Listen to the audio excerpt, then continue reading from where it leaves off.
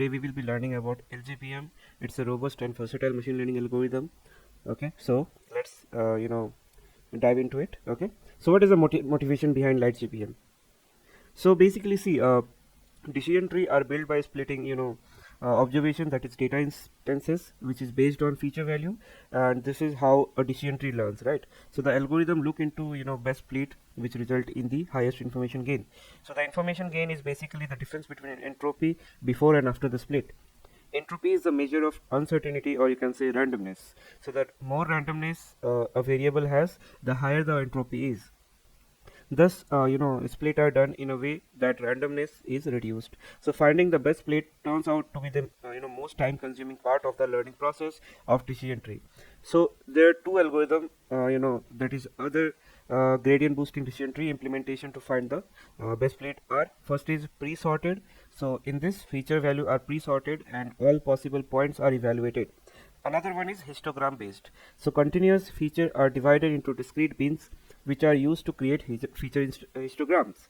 So the histogram based algorithm is more efficient in terms of memory consumption and training speed.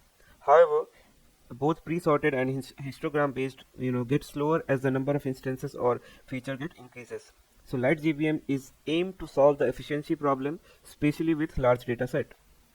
So the gradient boosting decision tree is an assemble model of decision tree which are trained in a sequence manner. Okay, or you can say assemble model of boosting. So in each iteration, gradient boosting decision tree learns the decision tree by fitting the residual error, the error up to the current iteration. This means that every subsequent learner tries to learn the difference between actual output and the weighted sum of the prediction until an iteration before. So the error is minimized using gradient method. So the light GBM represent a framework for the light gradient to enhance memory utilization and productivity based on the decision tree algorithm. So the primary difference between light GBM versus XGBoost is that the light GBM approach filter data instance to determine a different value, or you can say divided value, through a GOSS technique, which we will be learning in few minutes. While XGBoost uses a histogram based algorithm and a pre-sorted algorithm for the most efficient division calculation. So instead, LightGBM uses a highly optimized histogram method decision making algorithm which provide both efficiency and memory consumption. Along with it, considerable advantages. As with other decision tree based method, like LightGBM can be used for both classification and regression tasks. LightGBM is also optimized for high performance with distributed system. So it's a gradient boosting framework that makes use of tree based learning algorithm that is considered to be very powerful algorithm when it comes to the computation. So it is considered to be a fast processing algorithm, while other algorithm tree grow horizontally. LightGBM algorithm, the difference between LightGBM and other algorithm is that LightGBM grow vertically, means it grow leaf wise, and other algorithm grow level wise. LightGBM choose the leaf with large loss to grow. It can lower down more loss than a level wise algorithm when growing the same leaf. Now LightGBM creates decision tree that grow leaf wise, which means that given a condition, only single leaf is split depending on the gain. So leaf wise tree can sometime overfit, especially when having a smaller data set. Limiting the tree depth can help to avoid overfitting. So LightGBM uses a histogram-based method in which data is bucketed, into bins using a histogram of distribution, and the bins instead of each data point are used to iterate and calculate the gain and split the data. So this method can be optimized for a sparse data set as well. Another characteristics of LightGBM is exhaustive feature bundling, in which the algorithm combines exclusive feature to reduce dimensionality and making it faster and more efficient. On the other hand, we have gradient based one-side sampling, which is also called GOSS, which is used for sampling the dataset in LightGBM. And GOSS weights the data point with larger gradient higher while calculating the gain. So in this method, instances that have not been used well for training contribute more. So the data point with smaller gradient are randomly removed, and some are retained to maintain accuracy. And this method is typically better than random sampling, given the same sampling rate. Okay, now let's understand the difference between XGBoost and LightGBM in thorough manner. So you can see on this image, XGBoost grow horizontally, but the LightGBM grow vertically. You can see that this this is growing vertically, not horizontally. Okay, and this you can see it is growing horizontally. So that's the main difference. And so LightGBM and XGBoost are both gradient boosting decision tree algorithm, and that are widely used in machine learning for classification and regression tasks. And they are both known for their accuracy and efficiency. Both they have some key differences in their implementation and performance characteristics. LightGBM is a relatively new algorithm that is first introduced in 2017, and it is based on the same principle as XGBoost, but it uses a number of optimizations that make it significantly faster and more memory efficient. So LightGBM also has some additional features that make it more versatile than XGBoost, such as support for categorical feature and custom loss function. So while talking about speed, LightGBM is generally considered to be faster than XGBoost, and this is due to a number of factors, including the use of histogram approach for finding the best split for a tree, as well as the use of technique called gradient-based one-side sampling, that is GOSS, to filter out data point when finding the best split. When we talking about memory usage, again LightGBM also tend to use less memory than XGBoost. This is because LightGBM uses a more efficient data structure for storing trees, as well as it uses GOSS to reduce the number of data points that need to be considered when finding the best split. uh, when we talk about accuracy, in terms of accuracy, LGBM and XGBoost are generally considered to be very similar. However, there have been some studies that have shown that LightGBM may be slightly more accurate than XGBoost in some cases. Then, if we talk about ease of use, both LightGBM and XGBoost are relatively easy to use, and there are a number of libraries and tutorials available for both algorithm.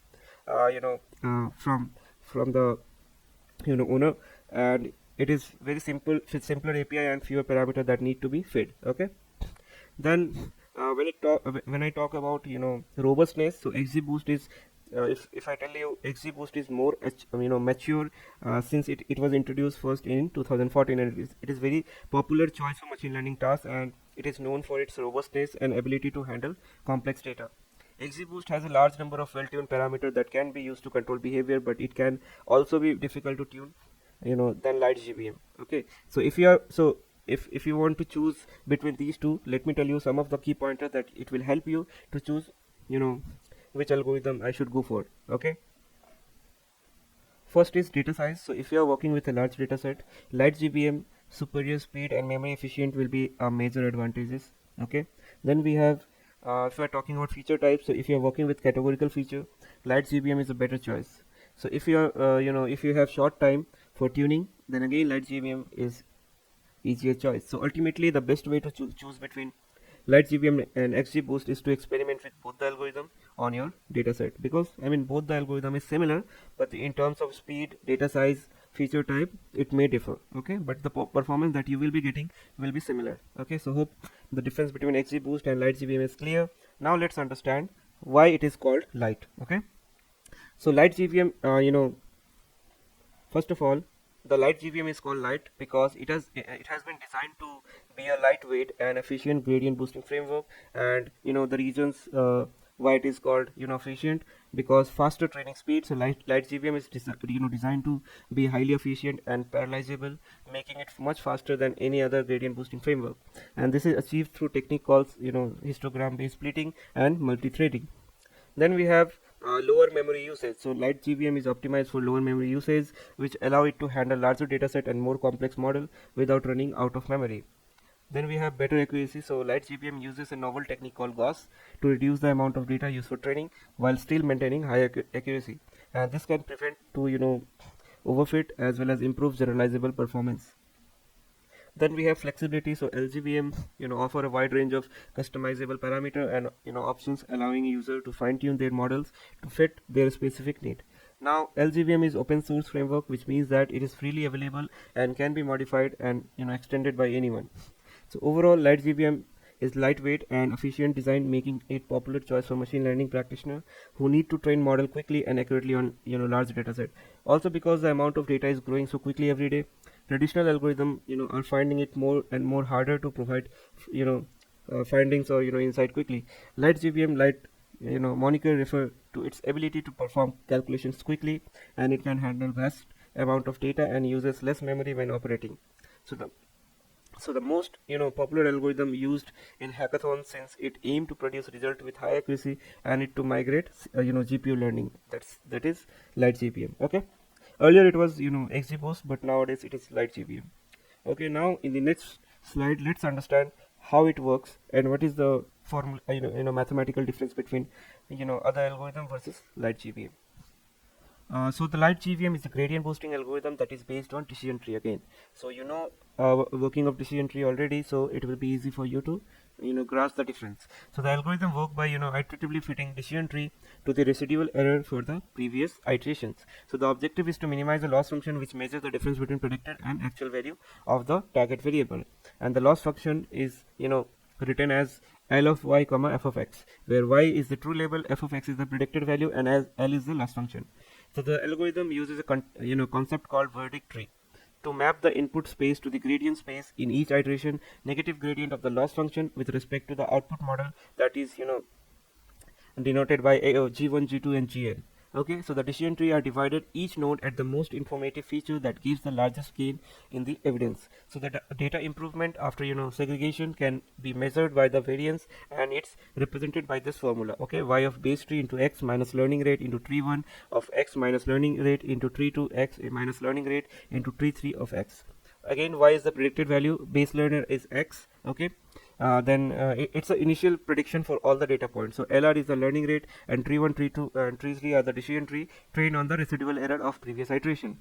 So the training process involves finding the optimal split point for each feature. So the LightGBM uses histogram-based algorithm to bucket continuous feature into discrete beans to construct feature histogram training, and this reduces the computation and memory cost compared to pre-sorted algorithm, which enumerates all possible split point on pre-sorted values. So the algorithm is called is also uses a technique called leaf-wise growth, which grow the decision tree by splitting the node with the largest gain in the evidence rather than splitting all the node at the same depth.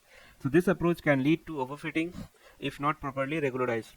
But LightGBM uses a combination of regularization technique, including max depth, minimum data in leaf, and then lambda as well as alpha regularization, which help it don't fall into trap, right?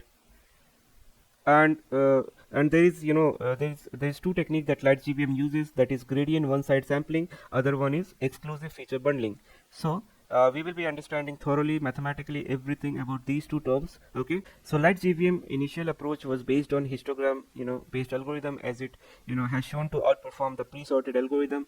So the histogram based algorithm scan all data instances for each feature to identify the optimal split based on information gain, which result in complexity that is dominated by number of data instances and feature. To address this challenge, LightGBM implements two techniques, that is gradient one side sampling, that is GOSS. Second one is EFB, which is exclusive feature bundling.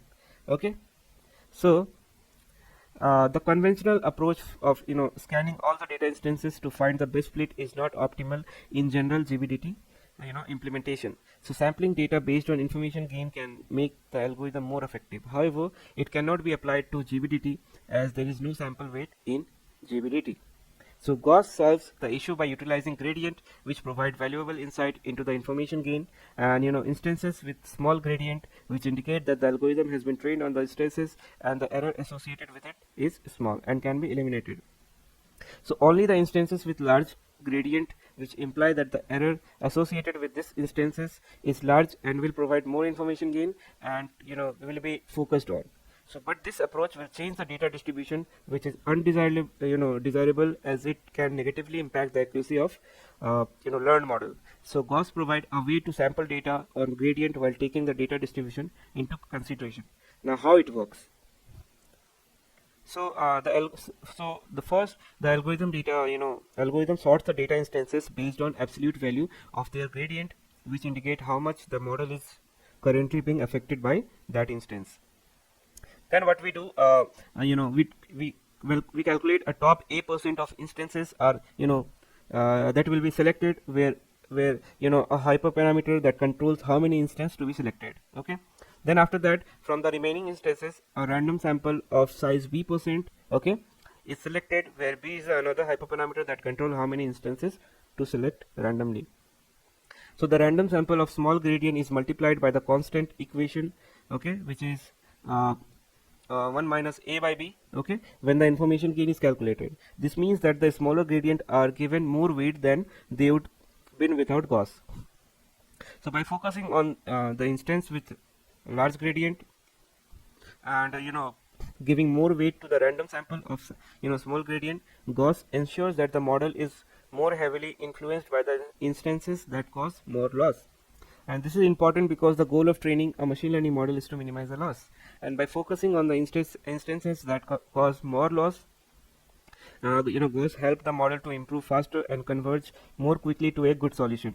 At the same time, GOSS ensure that the data distribution is not overly skewed by the selection process, and this help to preserve the accuracy of the model and prevent overfitting. So the intuition behind GOSS is that instances with large gradient are more informative, for learning as they compared or correspond to region of the feature space where the model is under train. So by focusing on these instances and reducing the weight of remaining instances with a small gradient, GOSS help to improve quality of decision tree while still maintaining the distribution of training data. So mathematically again, GOSS can be seen as a form of weighted sampling where instances with large gradient are assigned a higher weight than instances with small gradients. So this weight is proportional to the inverse of the fraction of instances being selected, that is 1 minus a by b, which effectively increase the influence of selected instances in information gain calculation. So in practice, this can lead to more accurate and efficient learning as the model is able to focus on the more informative data point while still using a representative sample of full data set. Now the next thing is exclusive feature binding, okay, the EFB. So what it is, let's understand. Okay, so exclusive feature binding is a technique that can be used to control and reduce the dimensionality of data set with a right number and right number of features that are likely to have sparse feature, which means that they have a lot of zeros value and they are mutually exclusive. To repeat that again, it says that we should be taking it is also used for reducing the dimensionality of data set with where we have high number of feature, like let's say 100 features, and definitely we know, right, it will have so many sparse features, which means they will have a lot of zero value and they are mutually exclusive. So one hot encoded text data is an example where only one column indicating a specific word is non-zero and all other rows are zero. So EFB uses a greedy algorithm to combine these mutually exclusive feature into a single feature, thus reducing the complexity of creating feature histogram. And this result in reduction in the training time of GBDT without affecting the accuracy much. So EFB reduces the number of feature, uh, you know, making the complexity of creating a feature histogram proportional to the number of bundles instead of number of feature, and making it more efficient. So however, finding the optimal bundles is a challenge with EFB. So to address this challenge, researchers at Microsoft developed an algorithm that converts the bundling problem into a graph coloring problem. So in this approach, features are considered as vertices and edges uh, are added between features that are not mutually exclusive. So a greedy algorithm is then used to create bundles. So the algorithm is also known, also allow for bundling of features that rarely have non-zero values simultaneously, almost mutually exclusive. So both LightGBM and XGBoost uses histogram-based split finding, which make them faster than scikit-learn, which uses GBM. Okay, so EFB is a technique, to use it to bundle mutually exclusive sparse feature into a single feature to reduce dimensionality without significantly affecting the model accuracy. And how it works? So basically, first we consider a data set with n number of feature, out of which m feature are mutually exclusive, meaning they never have non-zero value together with any instances. And these mutually exclusive feature can be bundled into single feature, creating a new dataset with m minus 1 feature. And the challenge is to find the optimal bundles, of mutually uh, exclusive feature, and this is done by converting the bundling problem into a graph coloring problem. So in the graph coloring problem, the features are taken as vertices and edges are added between features that are not mutually exclusive. Then a greedy algorithm, is used to produce bundles. So EFB reduces the training time of GBDT without affecting accuracy much, because the complexity of creating feature histogram is now proportional to the number of bundles instead of number of features. So to take it one step further, EFB also allow bundling of features that rarely have non-zero values simultaneously, or you can say almost mutually exclusive. So mathematically, let's say we have a data set with n feature, and where each feature can take k possible values. So the one hot encoded representation of dataset will have n into k binary feature, where n feature take one value and k minus one feature takes zero value. However, in practice, most of these binary feature will have value of 0 for most instances. This is because the features are mutually exclusive. Only one feature can have a value of 1 for a given instance. So EFB identify these mutually exclusive feature and bundle them together into a single feature. So let's say we have a total of m mutually exclusive feature, group after bundling. So the new dataset will now become m plus n minus m into k feature, where m is the feature take one value and n minus m into k minus m feature takes zero value. So by bundling mutually exclusive feature together, we can reduce the number of feature without losing much information. Okay, so in summary, EFB reduces the number of dimension by bundling mutually exclusive feature into exclusive feature bundle, which in turns reduce the training time of GBDT. Okay, so the new dataset equation was m plus n minus m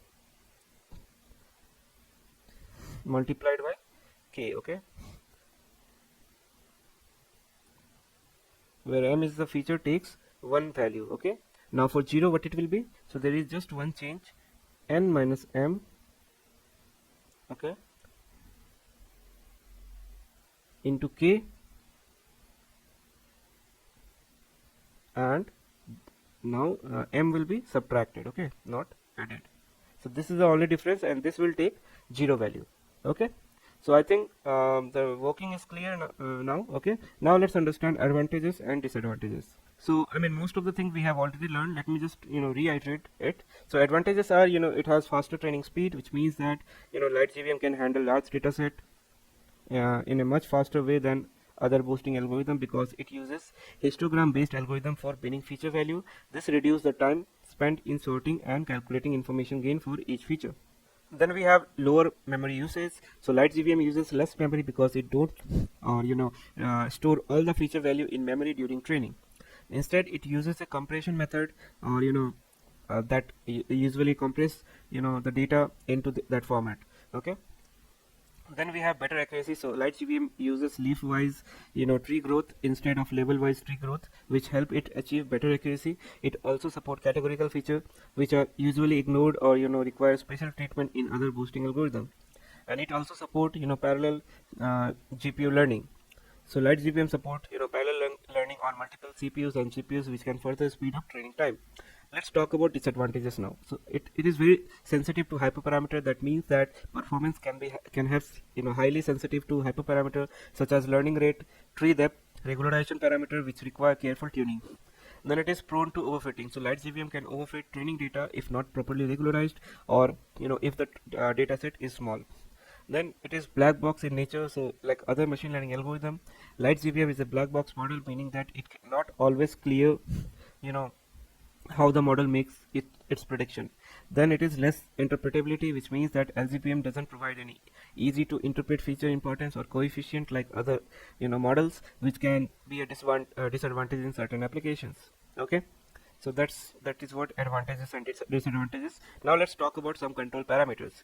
So first is max depth. So it describes the maximum depth of the tree. So this parameter is used to handle model overfitting. Anytime you feel that your model is overfitted, my first advice will be to lower the max depth. Second is minimum data in leaf. So it is the minimum number of the record a leaf may have. So the default value is 20, optimum optimal value, and it can also use to deal overfitting. Then we have feature fraction, which is used when your boosting is random forest. So 0.8 feature fraction means LightGBM will only select 80% of parameter randomly in each iteration for building tree. Then we have bagging fraction. So it specifies the fraction of data to be used for each iteration and is generally used to speed up the training and avoid overfitting. Then we have early stopping round. So this parameter help speed up your analysis. So model will stop training if one metric of one validation data does not improve in last early stopping round. Okay, and this will exclude, reduce exclusive, iterations. Then we have lambda. So lambda specify regularization, typically range from 0 to 1. Then we have minimum gain to split. So this parameter will describe the minimum gain to make a split. So it can be used to control, number of useful split in tree. Okay. Then we have max category CAT group. So when the number of categorical value are large, finding the split point on it is very, easy, and it can easily go for overfitting. So LightGBM merges them into max cat group, and find the split point on the group boundaries, and the default value is 64. Then we have some core parameter. Okay, so first is applications. So this is the most important parameter, and specifies the application of a model, whether it is regression problem or classification problem. So LightGBM will by default consider model as regression model. Okay, so it support regression, binary, and multiple class. So you can provide whatever based on your problem statement. So after that we have boosting. Okay, so it defined the type of algorithm you want to run. So default is GBDT, but it has a number of other several values like GBDT, random forest, DART, which is dropout meet multiple additive regression tree. Then we have GOSS, which is the gradient based one side sampling, which we have just discussed. Then we have other parameter like number of boost round, so which will tell us number of boosting iterations. So typically it is more than 100 plus, so typically most of the time we give like 100. Okay, then we have learning rate, and you guys already know what it is. So this determines the impact of each tree on the final outcome. So GBM work by starting with an initial estimate, which is updated using the output of each tree, and the learning parameter control the magnitude of this change in the estimate. So typically the value rely between 0.1 to 1. Okay, and it doesn't mean that 1 is the highest, it can go beyond that as well, but usually we go for 0.01 or 0.1. Okay, then we have number of leaves. So number of leaf is full tree, default value is 31. Then we have device, and device default is CPU, but you can also pass GPU if you have. Then we have metric. Okay, so again one of the important parameter, as it specify loss for model building. Okay, and general loss for regression and classification, you guys already know. For regression it is mean absolute error, mean squared error, and for classification you can use binary log loss or multi log loss. Okay, so that's all for LightGBM, guys. I think we have understood all the required and added thing that is very important to understand about LightGBM. Now I think there is nothing left to learn about LightGBM. Only thing is, let's implement it. So guys, in the next video we will be implementing LightGBM through scratch, and then we will be seeing how different it is from other boosting algorithms, like the implementation part. Since you guys have already seen there is only one equation that you must learn about, is this one. Okay, and this is the only difference between other boosting algorithm. In other XGBoost we have seen similar equation, in CatBoost also we have seen similar equations. So only difference is the equation, and in most of the boosting, the only thing that we should be care about is splitting part. Okay, so that's all. So see you guys in the next video. We will be implementing this LightGBM algorithm, and we'll see how different is the implementation from other boosting algorithm. So thank you guys, see you in the next.